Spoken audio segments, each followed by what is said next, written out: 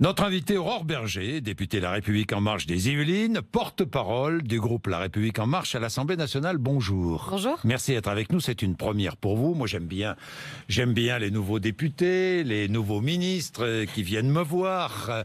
Emmanuel Macron, popularité instable. Vous avez vu ça, hein? Assez instable, ça monte, ça dépend descend. à quoi on se réfère, comme normal. sondage. Ça monte, ça descend. Quand on regarde par exemple le sondage qui a eu lieu ce week-end sur la projection si l'élection présidentielle... Non, regardez, oui, parce qu'on ne se connaît pas, nous. Bon, Aurore Berger, 2012, à l'automne 2012, vous vous souvenez, l'automne 2012, non? François Hollande était au même niveau de popularité. Pourquoi Emmanuel Macron ne parle-t-il qu'à la France qui gagne? C'est pas vrai. Comment c'est pas vrai? En quoi il parle à la France qui gagne quand on supprime pour 80% des Français la taxe d'habitation? Quoi il parle que à la France qui gagne, par exemple, quand on augmente le minimum vieillesse, quand on augmente l'allocation adulte handicapé, quand on baisse les cotisations sociales pour l'ensemble de celles et ceux qui travaillent, quand on augmente spécifiquement pour les familles monoparentales les frais de garde qu'on peut prendre en charge? C'est le premier frein pour les familles monoparentales pour qu'elles puissent retrouver un job, c'est d'avoir leurs enfants qui puissent être gardés et le faire de manière sereine. Donc ça, c'est parler à la France qui gagne, c'est parler tout simplement à l'ensemble des Français. Ce qui change par rapport à la politique de François Hollande, je trouve, c'est que justement pour avoir une politique efficace en faveur des classes moyennes, des classes populaires, on n'a pas trouvé que c'était nécessaire d'attaquer les riches pour autant. C'est tout. On a considéré justement qu'on parlait à l'ensemble des Français. Quels riches? Celles et ceux qui font qu'on a besoin qu'ils restent dans notre pays et qu'ils investissent dans notre pays. Moi, j'assume pleinement, par exemple, la transformation de l'ISF. Parce que, dites-moi, oui, non, mais puisque vous parlez de l'ISF, parlons-en. Allons-y. Aurore Berger, pourquoi? Parce que si on n'avait pas supprimé, si vous n'aviez pas supprimé l'ISF, ça y est, c'est voté maintenant. C'est voté. D'ailleurs, c'est voté au passage, je dirais, par combien de députés? Et vous savez 80 combien de députés? Et vous savez qu'on fait des roulements? Vous savez qu'il y a eu des séances de nuit toute la semaine dernière? Vous êtes là pour travailler, non? Mais vous croyez qu'on ne travaille pas? Moi, mon agenda, il est rendu public. Oui. Il est rendu public. Donc les Français vous étiez présente vendredi, samedi? Moi, je n'y étais pas parce que j'avais un engagement pris de très longue date pour être à côté d'une femme extraordinaire qui s'appelle Assita Kanko, qui est à Bruxelles, qui a écrit un livre sur la question de l'excision et la barbarie que représente l'excision, et j'avais promis d'être à ses côtés depuis plus d'un mois. Donc j'ai estimé que je tenais mes engagements. Moi, mon agenda, je l'ai rendu public et on est très nombreux députés à rendre nos agendas publics justement pour lutter contre ça. Cette espèce de soupçon qui ferait qu'on bosse pas parce qu'on est devenu député. Je vous assure qu'on bosse. On bosse en audition, on bosse en commission, on bosse en séance publique, on bosse en recevant un certain nombre de personnes, que ce soit des entreprises, des associations, des syndicats à l'Assemblée nationale et aussi en circonscription. Après, je vous dire la vérité, en effet, quand on enchaîne les séances de nuit, eh bien, on fait des roulements tout simplement parce qu'on ne peut pas être 313 députés, en tout cas nous de la majorité, présents systématiquement. Et je vous assure que l'assiduité, elle a extraordinairement augmenté à l'Assemblée depuis qu'on y est. Bien, Aurore Berger, donc j'en reviens à l'ISF. Donc l'un des objectifs, c'est de faire revenir ceux qui sont partis à l'étranger, c'est bien cela, hein? Faire revenir ou faire en sorte que personne n'ait envie de partir, mais qu'on dise on a un intérêt à rester, on a un intérêt à investir en France. Oui, et notamment les jeunes entrepreneurs, non? Pas que? Oui, pas que, non. Pas que? Non, je regardais ça parce que l'âge moyen de ceux qui sont partis et qui sont assujettis à l'ISF, c'est de 57 ans. Donc, oui, mais parce qu'ils partent avant. On n'encourage pas tout à fait. Là, oui. Mais parce qu'ils partent avant, Monsieur Bourdin. Oui. Parce que quand vous commencez à créer une entreprise, que vous recherchez des capitaux, vous n'avez pas forcément les moyens de trouver ces capitaux en France. Et puis vous dites que si jamais vous réussissez, que vous réussissez un peu trop bien, vous allez être comme marqué par la culpabilité de la réussite. On a 1000 manières de réussir en France. On peut aussi réussir. Ce que je n'ai pas bien compris, et c'est là où vous manquez d'arguments, c'est que vous dites, c'est bien beau, on supprime l'ISF, une partie de l'ISF. On garde la partie sur l'immobilier. On garde la partie sur l'immobilier, mais ça va inciter les plus riches à investir dans l'économie réelle. Mais alors là, mais pourquoi me dites-vous ça? Avec quel argument? Comment le savez-vous? Il n'y a aucune contrainte, comment le savez-vous? Comment pouvez-vous me dire ça? Je vous le dis, parce que notre job, c'est de faire en sorte que ceux qui déjà étaient incités à partir parce qu'ils considéraient que c'était trop important ce qu'ils avaient à payer, déjà ceux-là se disent « Ok, on n'a plus un intérêt à partir puisqu'on ne va pas avoir une fiscalité sur le capital qui va être excessive. » Notre job après en tant que parlementaire, c'est non seulement d'évaluer ce qui aura été fait, c'est-à-dire là où cet argent sera allé, mais aussi de rencontrer toutes celles et ceux qui... Vous allez évaluer donc? Et non seulement on va évaluer, mais on va faire le job avant l'évaluation. Attendez, on va faire le job déjà avant l'évaluation. Quand vous voulez investir, quand les Français veulent investir, comment ils font? Ils passent par des intermédiaires, ils passent par des intermédiaires financiers, ils passent par des banques. Notre job, c'est d'aller voir ces intermédiaires financiers, c'est d'aller voir ces banques pour regarder avec elles concrètement ce qu'elles proposent comme investissement. Moi, j'avais une idée. Pourquoi ne pas avoir créé une réduction fiscale pour financer les projets les plus innovants? Mais c'est quoi innovant? Je sais pas, innovant, enfin, ou les entreprises. Vous définissez je sais pas, ça pour comment? financer l'économie, quoi.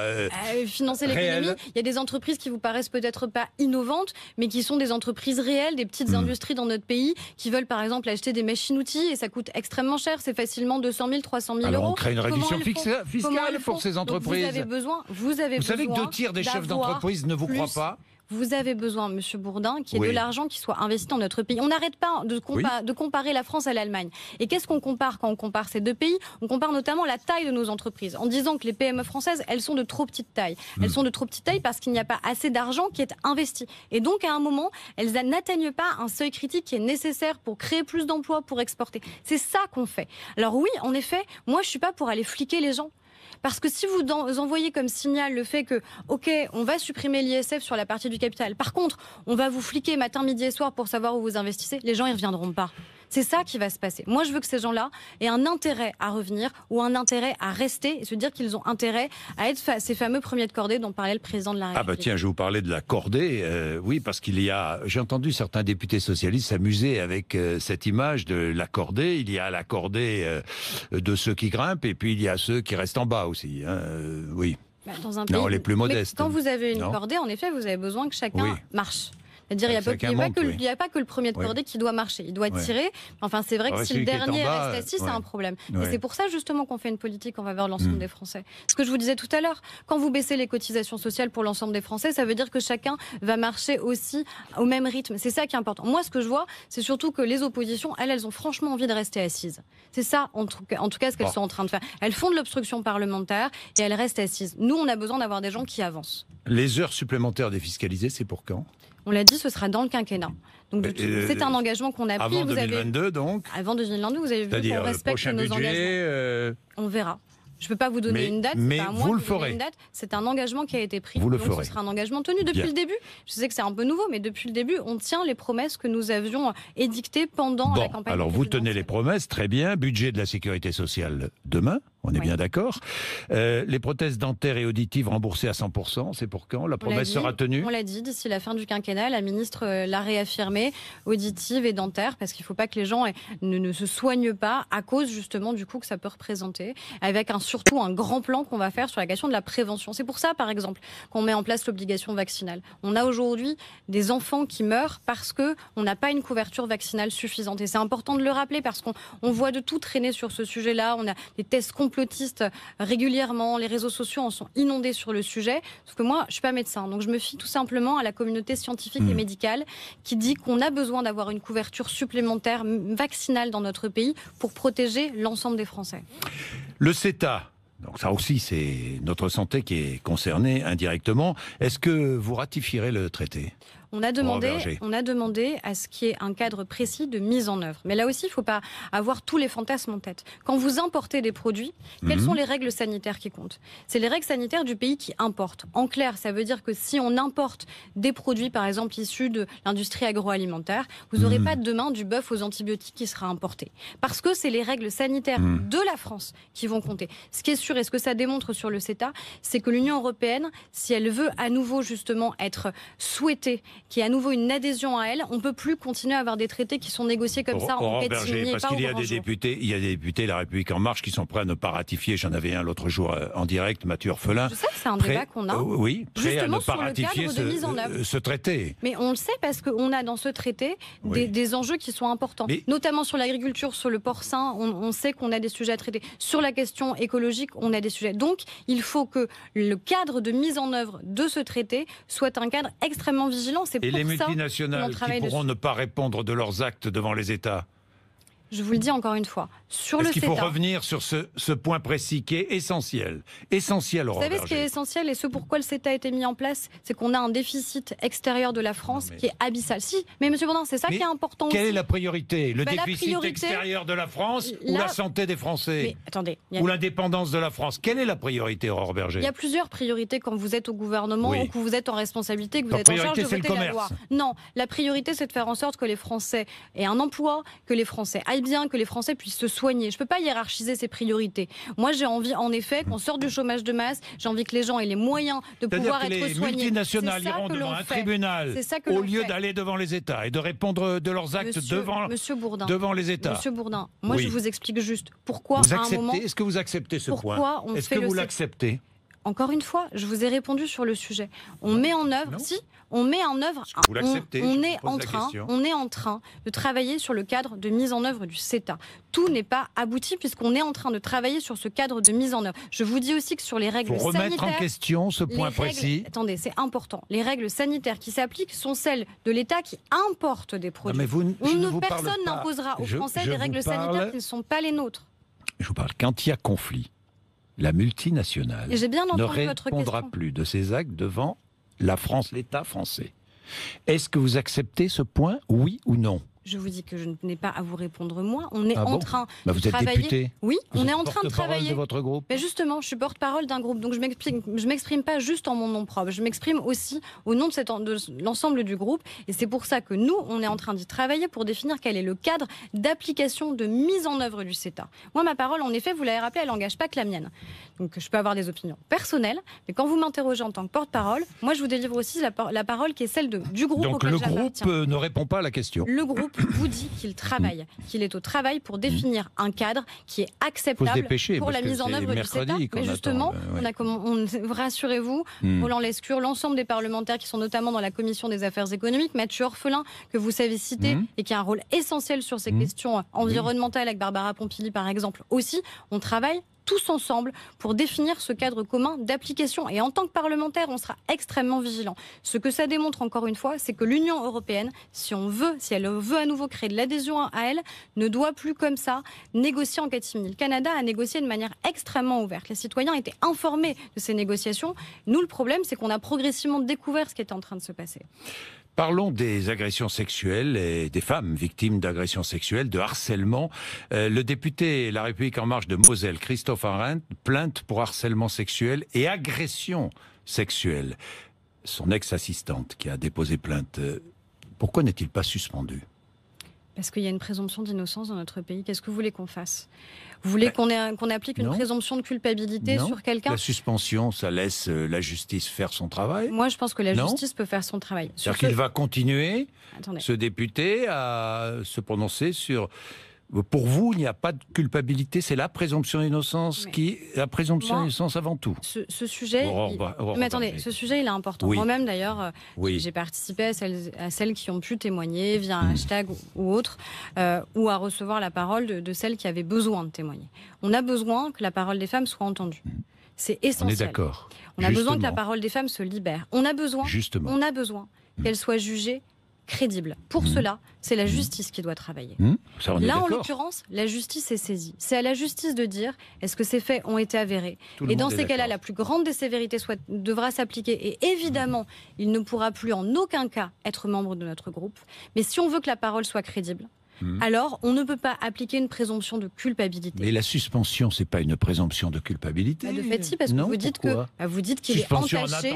Vous dites qu'il est entaché d'une suspicion. C'est-à-dire que vous dites qu'il est entaché d'une suspicion. C'est-à-dire que pour vous, la présomption d'innocence passe avant les accusations portées par cette jeune femme. La présomption d'innocence, elle s'applique à tous, quels que soient les sujets, quelles que soient les affaires. Donc moi, pas de suspension. j'ai lu le témoignage de cette femme.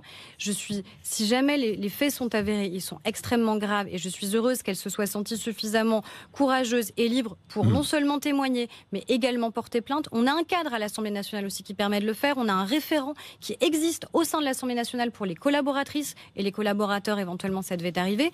Depuis 2017, François de Rugy a même mis en place le fait que quand on signe un contrat de travail avec nos collaborateurs, il y a un document qui leur est remis pour leur expliquer la marche à suivre au cas où ça arriverait. Donc on a un cadre qui est extrêmement protecteur et heureusement. Moi, je veux juste pas, systématiquement, quand les femmes parlent, on interroge leurs paroles. On dit mais pourquoi elles parlent que maintenant? Elles ont forcément comme un intérêt caché à parler, comme un agenda caché. Si on veut pas que cette présomption pèse sur les femmes, il faut que la parole soit crédible et il faut donc qu'on laisse la justice travailler de manière sereine. Oui, alors la justice va travailler, peut-être dans un temps assez peut aller long très vite, ça peut aller très vite. et ce député continuera à voter des lois ou continuera. Je ne sais pas. Je vous dis simplement. On ne peut pas dire ça. Bon. Moi, je me souviens de l'affaire quand j'étais petite. Je me souviens de l'affaire de Meurs quand j'étais petite. Je me souviens de l'affaire de Dominique Baudis, par exemple, où tout le monde l'avait aussi traîné dans la boue. Je ne dis pas que ce député est coupable. Personne ne dit qu'il est coupable. Moi, je ne sais pas. Bon, moi je non plus. ne sais pas. C'est sincère, je ne sais pas. J'ai demandé à mes collaboratrices, elles ne le savent pas non plus. Donc moi, je veux juste qu'on mette en place ce cadre, il existe, la justice est saisie, à elle de faire son travail et à nous, après, en tant que législateurs, de renforcer ce cadre. Par exemple, sur la question des agressions sexuelles, on a une prescription à 20 ans. Il faut qu'elle puisse être allongée, notamment à 30 ans. C'est ça dont on est en train de débattre au sein de l'Assemblée nationale. Comment allez-vous verbaliser le harcèlement, d'ailleurs, dans l'espace public ?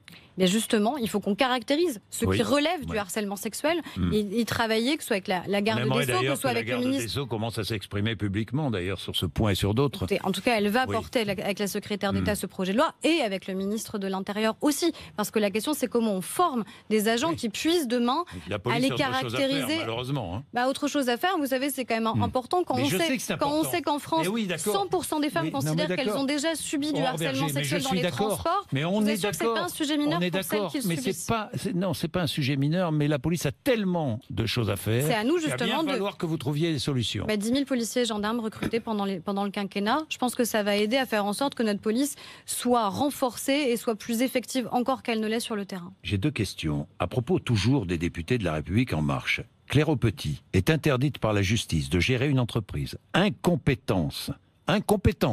Comment peut-elle encore voter des lois sur le budget, la loi travail, sur le fonctionnement des entreprises, la réforme de l'assurance chômage? Comment?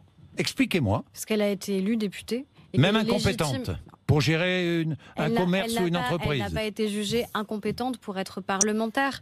Elle est élue parlementaire. Nous le sommes tous. Donc elle a la même légitimité que la mienne. D'économie et incompétente pour gérer l'économie. Elle a la même légitimité que la mienne, Monsieur Bourdin. Oui. C'est comme ça qu'un système démocratique fonctionne, qui veut que nous sommes élus au suffrage universel et ce sont les Français qui décident sur chacun de nos territoires si nous sommes aptes ou si nous sommes inaptes à être des parlementaires et à exercer ce travail et législatif et de contrôle de l'action du gouvernement. Elle n'a pas le droit de diriger une entreprise pendant 5 ans. Mais elle a le droit de voter des lois autour de l'entreprise. Monsieur Bourdin, elle a été élue. Aurore Berger. Mais oui, non, mais d'accord, mais elle a été élue. Et alors? Et donc elle devrait être déchue, elle devrait être démissionnaire d'office. Je vous pose simplement la question. Moi, je propose rien, c'est vous qui devez proposer. Vous l'insinuez un peu. Vous l'insinuez un peu. Non, je vous pose une question. Moi, je vous dis qu'elle a été élue. Parce que les Français ont le droit de savoir et que les Français se posent la question, Aurore Berger. C'est pas moi. Vous savez le nombre d'appels que je reçois concernant Claire Aupetit ou d'autres, ou concernant Christophe Arendt, vous le savez? Je l'imagine assez quand je vois les réseaux sociaux. Donc je vois le nombre de fois où je suis interpellée. Et je suis interpellée, mais je suis aussi sur le terrain. Moi, je vous avoue que quand je vais dans les Yvelines, on me parle pas des sujets que là vous venez d'évoquer. On me parle du budget, on me parle du chômage, on me parle des questions d'emploi, on me parle de l'école. On n'en a pas encore parlé ce matin de la question de l'école. Quand vous me dites qu'est-ce qu'on fait pour l'ensemble des Français, quand on baisse le nombre d'élèves par classe dans les zones qui sont les plus défavorisées, vous pensez que vraiment ça c'est pas quelque chose qui est nécessaire? Non, mais alors j'ai une dernière question, tiens. Une dernière question. Est-il vrai qu'Emmanuel Macron songe à commémorer mai 68? Je ne sais pas. Vous ne savez pas, vous avez lu ça aussi? Je l'ai lu, mais très honnêtement, je ne peux pas vous répondre. Vous seriez favorable ou pas? Pourquoi pas? Oui. Je pense que c'est un moment dans notre histoire démocratique française, dans ce que ça a permis dans notre pays. Il faut commémorer mai 68. Je ne sais pas s'il faut le commémorer. En tout cas, ça a été vous dites oui. Ça a été un acte. Pas oui, après je ne sais pas. Quelle doit être la forme? J'en sais rien. Est-ce que c'est une commémoration? Est-ce que c'est un discours? Ça, je ne peux pas vous dire. En tout cas, ce qui est une évidence, c'est que ce moment a été un moment politique extrêmement puissant dans notre pays, où des gens qui, justement, étaient éloignés des affaires politiques, à un moment, s'en sont emparés. Et ça a changé de manière durable un certain nombre de choses dans notre pays. Certains peuvent le regretter pour un certain nombre d'éléments. On parlait de la question des droits des femmes. Sans le mouvement d'émancipation qu'on a eu en mai 68, je n'aurais pas aujourd'hui les droits qui sont les miens.